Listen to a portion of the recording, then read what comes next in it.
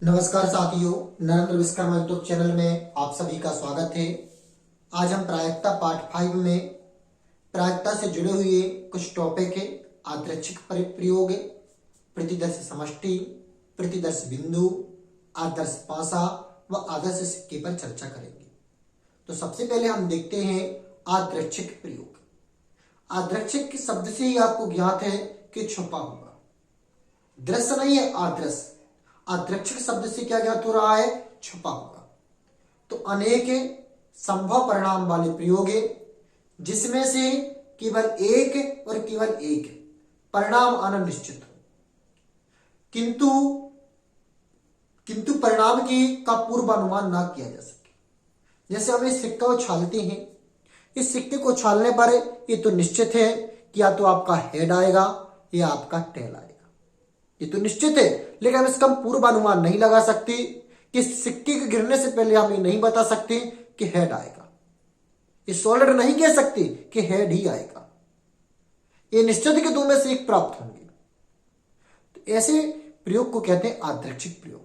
इसी प्रकार हम एक गिड्डी लेते हैं ताशों की, इस पिट्टी को हम पिटते हैं तो परिणाम में प्रयोग तो अनेक हैं। हमने कहा इसमें से एक ईंट का छक्का निकलेगा, तो निश्चित है कि इसमें से ईंट का छक्का एक ही निकलेगा, किंतु हम पूर्वानुमान नहीं लगा सकते कि हम खींचें तो ईंट का छक्का ही प्राप्त हो। तो ऐसे प्रयोग को हम कहते हैं आदर्शिक प्रयोग। ऐसे प्रयोग को हम क्या कहते हैं? आदर्शिक प्रयोग। तो जो आपने परिभाषा समझी थी वह आपकी स्क्रीन पर है। अनेक संभव परिणामों वाला प्रयोग है जिसमें केवल एक और केवल एक परिणाम आना निश्चित हो, किंतु परिणाम का पूर्वानुमान नहीं किया जा सके, आदर्श प्रयोग कहलाता है। इसका उदाहरण है, जब हम किसी सिक्के को उछालते हैं तो उसमें निश्चित होता है कि या तो हेड प्राप्त होगा या टेल प्राप्त होगा, किंतु हम ये निश्चित पूर्वानुमान नहीं लगा सकते हैं कि हेड आएगा कि टेल आएगा। इसी प्रकार जब हम किसी पासे को फेंकते हैं तो यह निश्चित होता है कि 1 से लेकर 6 तक कोई भी ना कोई एक अंक जरूर आएगा, किंतु यह निश्चित नहीं कह सकते हैं कि 1 आएगा, 2 आएगा, 3 आएगा, 4 आएगा। यह हम पूर्वानुमान नहीं लगा सकते। तो इस प्रकार के जो उदाहरण है ये आदर्श प्रयोग के उदाहरण कहलाएंगे। अब देखते हैं प्रतिदर्श समष्टि। आखिर हम प्रतिदर्श समष्टि कहते किसी, तो आदर्श प्रयोग के कुल परिणामों को, जितने भी उसमें परिणाम होते हैं, सभी परिणामों की संख्या को प्रतिदर्श समष्टि कहते हैं। जैसे कि प्रयोग है, सिक्का को हम उछालेंगे तो इस सिक्के को उछालने पर हमें कितने परिणाम प्राप्त होंगे? या तो हेड प्राप्त होगा या टेल प्राप्त होगा। तो इसके कुल परिणामों की संख्या को प्रतिदर्श समष्टि कहते हैं। क्या कहते हैं? प्रतिदर्श समष्टि। जैसे हम ताश की गिड्डी लेते हैं, इसमें कहा है कि इसकी प्रतिदर्श समष्टि क्या होगी? तो इस ताश की गिड्डी में कुल 52 पत्ते हैं, तो इसकी प्रतिदर्श समष्टि होगी 52। प्रतिदर्श समष्टि की संख्या होगी 52 और प्रतिदर्श समष्टि क्या होगी? सभी पत्तों के एक नाम। जिस प्रकार हम कहें कि इसकी प्रतिदर्श समष्टि संख्या क्या है तो आप कहोगे 2। अगर हम कहें इसकी प्रतिदर्श समष्टि बताएगी तो हेड व टेल।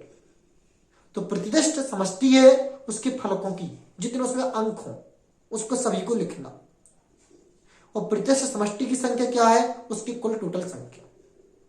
किसी आदर्श परिणाम में उपस्थित कुल परिणामों की संख्या को प्रतिदर्श समष्टि कहते हैं। किसी आदर्श प्रयोग के परिणामों की कुल परिणामों की संख्या को प्रतिदर्श समष्टि कहते हैं। तो जो आपने परिभाषा समझी थी वह आपकी स्क्रीन पर है। आदर्श प्रयोग के कुल परिणामों को प्रतिदर्श समष्टि कहते हैं। इसका यदि आप उदाहरण लिखना चाहें तो उदाहरण भी लिख सकते हैं। जैसे कि एक सिक्के की प्रतिदर्श समष्टि संख्या 2 है, एक ताश की गिड्डी की प्रतिदर्श समष्टि संख्या 52 है, एक पासों की प्रतिदर्श समष्टि संख्या 6 है, दिनों की प्रतिदर्श समष्टि संख्या 7 है। उनकी कुल जो संख्या है वह प्रतिदर्श समष्टि कहलाती है। अब हम देखते हैं प्रतिदर्श बिंदु। आप क्या देखते हैं? अपन प्रतिदर्श बिंदु। अब हम देखते हैं प्रतिदर्श बिंदु। तो प्रतिदर्श समष्टि के प्रत्येक अवयव को प्रतिदर्श बिंदु कहते हैं। जैसे प्रतिदर्श समष्टि सिक्का की प्रतिदर्श समष्टि, हम सिक्का की प्रतिदर्श समष्टि निकालें तो क्या होगी, हेड टेल। इसकी संख्या कितनी होगी, 2। अब हम कहा प्रतिदर्श बिंदु, तो इसके प्रतिदर्श बिंदु कहलाएंगे आपका हेड व टेल। इसी प्रकार हम पांसे की प्रतिदर्श समष्टि होगी क्या, 1 2 3 4 5 6, उसकी टोटल संख्या कितनी होगी, 6। इसके प्रतिदर्श बिंदु कितने होंगे, किसी भी प्रतिदर्श समष्टि के अवयवों को प्रतिदर्श बिंदु कहते हैं। इसकी प्रतिदर्श बिंदु 1 भी है, 2 भी है, 3 भी है, 4 भी है, 5 भी है, 6 भी है। प्रत्येक अवयव, प्रत्येक संख्या प्रतिदर्श बिंदु कहलाती है। किसी भी समष्टि की प्रत्येक अवयव को उसकी क्या कहते हैं, प्रतिदर्श बिंदु। और समष्टि क्या कहलाती है, उसका कुल योग। तो उम्मीद करता हूं कि आप प्रतिदर्श बिंदु भी समझ चुके होंगे। मैं एग्जाम्पल लिख नहीं रहा हूं, आप चाहे तो लिख सकते हैं। आदर्श प्रयोग का एग्जाम्पल, जैसे किसी सिक्के को उछालने पर हमें या तो हेड प्राप्त होता है या टेल प्राप्त होता है, किंतु उसका हम पूर्वानुमान नहीं लगा सकते कि हेड आएगा कि टेल आएगा। प्रतिदर्श समष्टि, इसका एग्जाम्पल आपका लिखा हुआ है। सिक्के का प्रतिदर्श समष्टि हेड व टेल संख्या 2। प्रतिदर्श बिंदु, सिक्के की प्रतिदर्श बिंदु है हेड व टेल, दो में से दोनों उसके प्रतिदर्श बिंदु हैं। तो जो परिभाषा आपको मैंने समझाई थी वह आपकी स्क्रीन पर है। प्रतिदर्श समष्टि के प्रत्येक अवयव को प्रतिदर्श बिंदु कहते हैं। एग्जाम्पल रूप से लिख सकते हैं, सिक्के के प्रतिदर्श बिंदु हेड व टेल। पांसे के प्रतिदर्श बिंदु 1 2 3 4 5 6, सभी में कॉमा लगा देंगे, अर्थात 1 2 3 4 प्रत्येक 6 के 6 अंक प्रतिदर्श बिंदु। अब हम देखते हैं आदर्श सिक्का व आदर्श पांसा किसे कहते हैं। आदर्श सिक्का व आदर्श पांसा किसे कहते हैं। तो आदर्श सिक्का कहलाता है ऐसा सिक्का जिसमें से 2 फलक हेड व टेल हो। जैसे कि मैं हाथ में सिक्का लिए हूं, इसमें कितने फलक हैं, 2। एक हेड, एक क्या है, हेड, दूसरा क्या है, टेल। किंतु उसके दोनों परिणामों के आने के बराबर अवसर हो। ऐसा सिक्का रहे कि हम उछाले तो उसके दोनों परिणाम बराबर आए। ऐसा नहीं कि हेड के आने के चांस ज्यादा हो, टेल के आने के चांसेस कम हो। तो एक ऐसा सिक्का जिसमें 2 फलक है, हेड व टेल हो, और जिसके दोनों परिणाम के आने के बराबर संभावना हो, ऐसे सिक्के को आदर्श सिक्का कहते हैं। ऐसे सिक्कों को क्या कहते हैं, आदर्श सिक्का।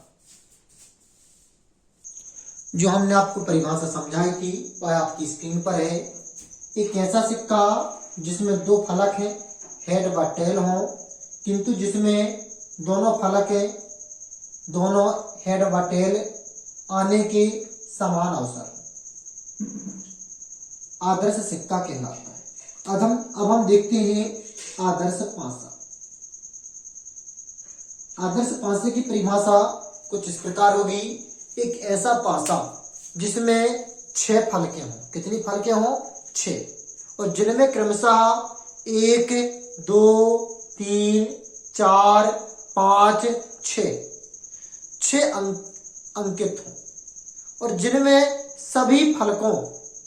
सभी अंकों के आने के समान अवसर हो, उसे आदर्श पांसा कहते हैं।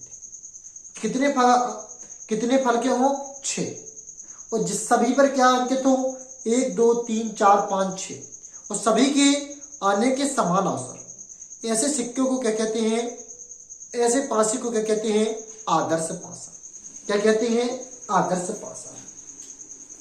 जैसे कि हम एक किताब लेते हैं, इसे हम पासा मानते हैं, 1 2 3 4 5 6, तो क्या एक आदर्श पासा होगा?